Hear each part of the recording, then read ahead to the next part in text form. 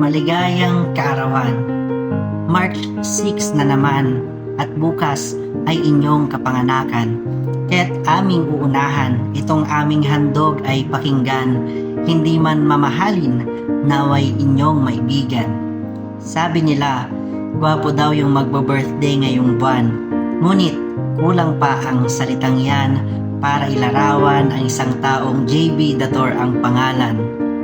Butihing ama, anak, kapatid at mapagmahal sa asawa, may takot sa Diyos at may malasakit sa kapwa.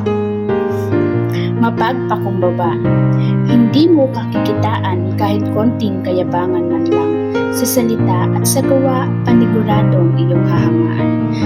Ang kanyang mahinahong tinig kapag iyong napakinggan, ika'y gaganahan at tiyak mabubuhayan. Mahinahon, ngunit singtalim ng kidlat ang mga kahulugan ng mga katagang kanyang binibitawan.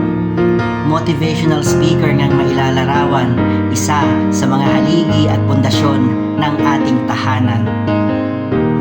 Napakainam na pagkakataon na dumating itong panahon upang pasalamatan ka sa mga nagdaang kahapon na punong-puno ng paggabay at inspirasyon. Maraming salamat po sa inyong dedikasyon na maibahagi sa amin ang aral at leksyon. Hinihiling po namin ang mabuting kalusugan, tibay ng tuhod at malakas na pangangatawan. At dalangin din po namin ang marami pang kaarawan upang ang Believe We Can at Thrive and Win Together ay ating pangdagdagan. Ginoong JB Dator, maligayang kaarawan.